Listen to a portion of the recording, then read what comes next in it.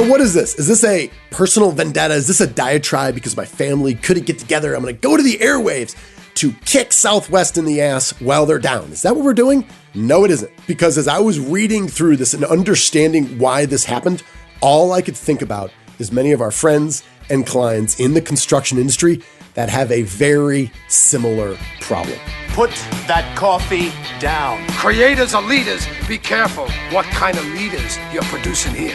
Helen, we're both in sales. Let me tell you why I suck as a salesman. They realized that to be in power, you didn't need guns or money or even numbers. You just needed the will to do what the other guy wouldn't. I'm not leaving. The show goes on. Well, hello there, friend. Welcome back to the Construction Leadership Podcast. I am your host, Bradley Hartman. And on the show, we bring you ideas and insights from construction leaders and construction-like situations from across the country every single week to help you lead more effectively.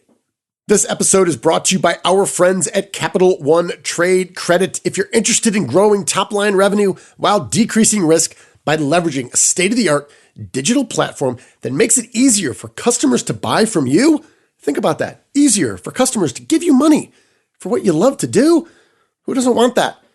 Well, if you're interested, learning more, check out Capital One Trade Credit.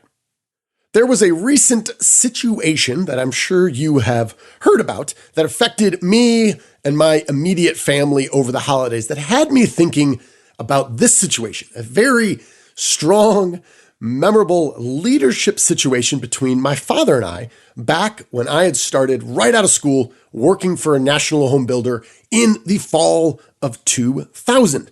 So I was working very close to where I grew up. My father still lived nearby. And as I was getting my bearings, being a construction manager on the job site, I was struggling to enforce the job requirements of the trades to clean up after themselves. And this might range from leftover 2x4s to some sawdust to some nails to maybe, their Wendy's lunch. And we all believed, as I do now, and I did then, it made sense to me that if you had a clean job site and an organized job site, it would be more productive and it would be safer. So in the first few months of my first job ever as a knuckleheaded 23-year-old, I understood that part of my job was to make sure when people visited their homes under construction, they looked organized and looked clean, and we could be proud of that. And what I was witnessing, I was not proud of. And in fact, I showed up on the job, and obviously these habits were not ingrained by the tradesmen that were already working there. So people just started yelling at me. So I was on the job for only a few weeks, and I was learning I wasn't even doing my job. It wasn't clean.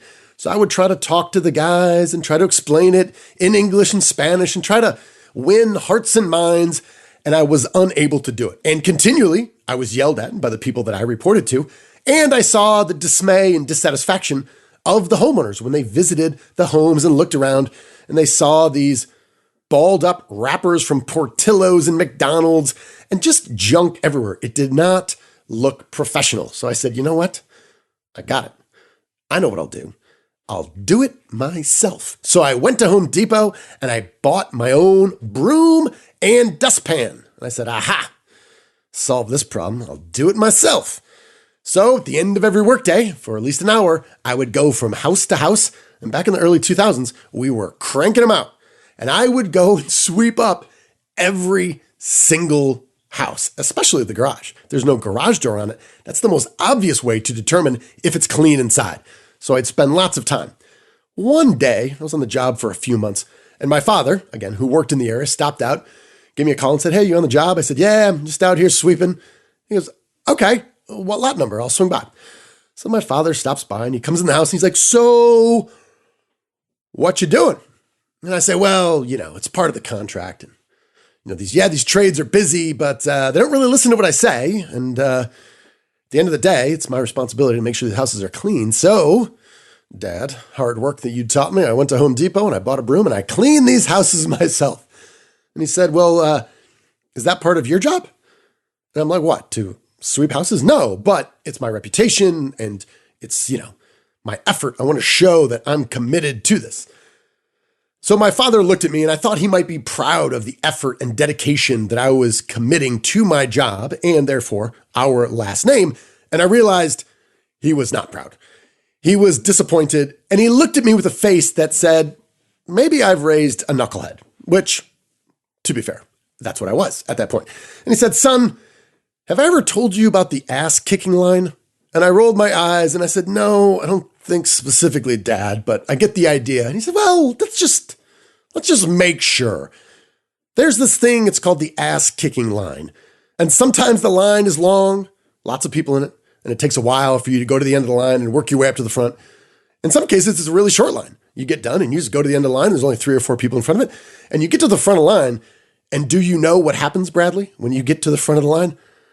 I'm like, yeah, Dad, I got an idea. And he goes, yeah, let me explain it to you. There's a man up there and he has a big boot with a steel toe and he winds up and he kicks you in the ass as hard as you can. And sometimes people learn their lesson and they get out of the ass kicking line. In other cases, they don't. They walk right back around. They get the end of the line. Sometimes it's a long line and it takes a while for you to get up to the front of the line and maybe you forget. Sometimes it's really short, but either way, it's an ass kicking line. And if you're in the ass kicking line, your job is to get out. Now, while somewhat amusing, I did find it embarrassing because he was 100% right. And he then asked me to recite the lesson here and how the ass kicking line applied to what I was doing. And what I thoroughly understood and explained was, yes, every single day, at the end of the day, I'm getting in the ass kicking line when I am cleaning up and sweeping up after grown adults who in their contract, it's a requirement for, and they are paid for, cleaning up their workspace. And by doing their housekeeping, I was, number one, reinforcing a really bad message. And number two, I was wasting my time. It's the difference between leadership and management and overseeing and doing. That was the message there. Then my father said, listen, there's no shortcuts. You got to make the investment. You got to make the commitment to leadership. And if you want things done right the first time, you have to embrace the struggle. It's going to be hard for you as a 22 or 23-year-old to get credibility and to reinforce and hold grown adults accountable to do what they're supposed to do. But it's worth the effort. And he said, if not, you're going to be getting back in the ass-kicking line. So that was about 19 years ago. Yeah, almost 20 years ago. So fast forward to today. On Christmas Day, my family, me, my wife, my 2 boys, we're boarding a plane and we are going to Cancun. We are there to celebrate my father and mother's 50th wedding anniversary. They had been planning this for literally over a year, and this is all they wanted as parents and grandparents, to have everyone in the same place at the same time, which is not easy. I had 3 siblings. Each one of them have children. We're very busy and we're all spread out all over the country. So this was the time we were all getting there together. We arrived first. My sister from Chicago and her husband and my niece and nephew, they arrived. And then we got a call from my father. And he said, I'm stuck in Denver. We're on a Southwest plane. We got a pilot. We got a plane. We do not have flight attendants. I think we're going to be okay. 4 hours later, nearly in tears because he was so disappointed, he said the flights are canceled and the next ones to go out aren't going until the 1st of January, which is when we were flying home. My mother was crestfallen. My father was absolutely furious. All the while we're listening to this while we're at the side of a pool and the people next to us are complaining about this flight out of Denver and it got canceled. And now they're stranded in a resort in Cancun for the next 3 days that they're going to have to pay for.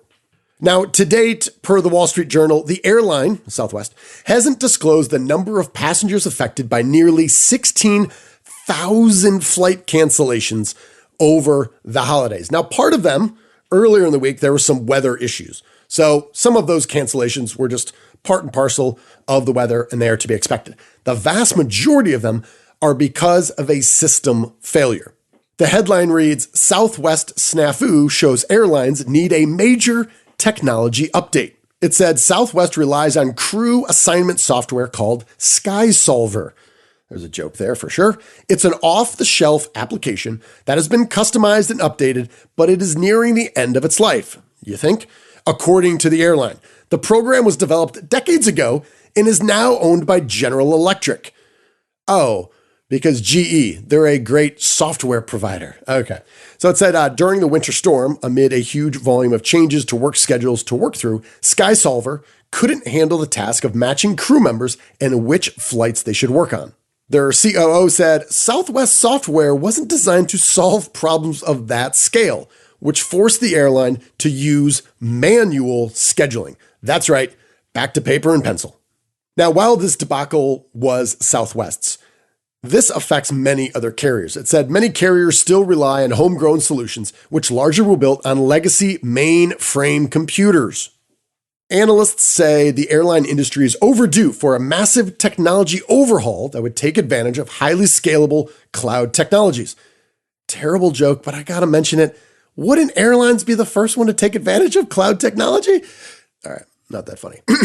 The airline sector has been among the slowest to adopt cloud-based and analytics technologies that could help solve complicated transportation network problems. They also cite this other problem. When carriers upgrade to newer analytics software to improve the routing of their aircraft, for example, those systems aren't connected with the software they use to manage the crews who work on those flights. Southwest CEO Bob Jordan said Southwest meltdown may push forward some of its operations modernization. I cannot imagine that this doesn't drive changes to the plan.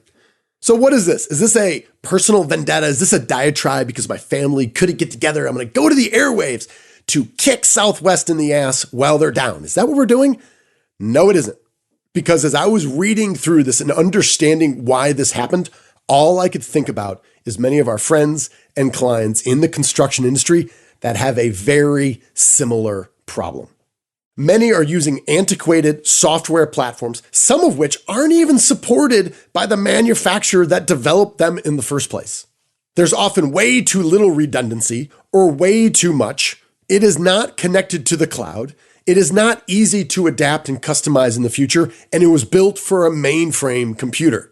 And if you think it's absolutely crazy and unbelievable that a large billion-dollar company was using pencil and paper to try to figure out if Tom and Sue and Jenny can make it to this flight to Denver as flight attendants and where they were, I will mention that last year, a sales rep of a company that we were coaching had to call to cancel our meeting.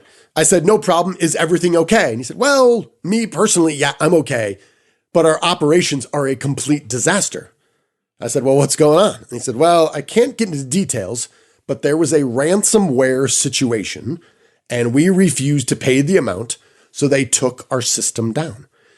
We had no backup, so we are now inputting all orders by pencil and paper. He's like, it's an absolute train wreck. Now, you may be wondering, well, maybe this is a single yard and maybe they're only doing like $10 million a year and maybe it's not much. It is not. This is multiple locations that work well together, that are integrated, that are really smart about optimizing where they ship material out for which customers based on what project they're doing and where it's located. So it is a system, and it was ground to a halt by something that you could say is, well, what are the odds? It's a really extreme event when we have a ransomware situation. And I would challenge you with, is it? These days, it's not. It's not unforeseen. It's not unpredictable. As a counterpoint, Southwest knows the weather patterns in Denver in December and January. They know when the holidays are. They know when the big rush is, right? Are those unpredictable? Yes, weather to some degree is unpredictable. Ransomware to some degree is unpredictable. But these things can happen. And in my own small company, I can tell you right now, I'm guilty of this myself. We have 2 specific technology platforms that we are using that are not good enough. And they're frustrating and they take more time, they don't help us, and they don't serve our customers the best. So why haven't I already made the decision to invest in them? Well, it's a huge effort. There's a lot of direct and indirect cost. There's a lot of hassle, and it's not sexy. We throw money into something and we never truly feel it until we're on the other end, years down the line, when we're thankful and grateful we made the investment of time and money. On top of that, You have to change the habits and routines of a lot of people who have been doing a lot of work for a long time, and it's hard to change habits and behaviors. It's a change management process. And when you make the decision to invest in a major technology update, it might feel like you're volunteering to stand in a 36-month ass-kicking line again and again and again. It affects the people inside your company. It affects people outside your company. It affects every single process. It's change management, and it costs a lot of time and money. I know. And many of you right now can probably think about one or two major or minor platforms of technology that you are using that need to be updated now. And they are one extreme event away from wreaking havoc on your company and your customers. Southwest Airlines stranded thousands and thousands of people during the busiest week of the year. And I would say more important, it's the most meaningful time of the year when families get together. And for decades now, Southwest has been a paragon of treating their employees and their customers really, really well. And it's an example of how you can, over decades, build up an incredible reputation, and you can lose it over the course of 2 weeks. In speaking to my father after we got back and was telling him what an amazing time we had with my sister and without the rest of my family in Cancun, I asked him how he was holding up. And he said, well, I'm holding off on shorting its stock, but I really want to do that. But I will tell you this, I will never, ever board another Southwest Airlines flight as long as I live. And I said, well, Dad, you should get 25,000 frequent flyer miles in addition to some other compensation for you being stranded in Denver. Are you going to take him up on that? And his response, in retrospect, was somewhat predictable. He said, oh, yeah, thanks, 25,000 miles. When you have not updated your system, okay, and I get to go back to DIA or Denver International Airport, I get to wait around there all day and then find out I get stranded once again. No thanks. Not interested in getting back in that ass-kicking line. So I'm not sure if you are interested in a New Year's resolution, but if so, I would recommend you talk about this Southwest Airlines example and you look at your major technology updates that are long overdue and how you can avoid a similar fate. All right, friends, that's all I've got. As always, thank you for listening. Thank you to our friends at Capital One Trade Credit. We're going to close out like we always do with our leadership mantra. You, my friend, are owed nothing. Deliver value first. Make it a great week.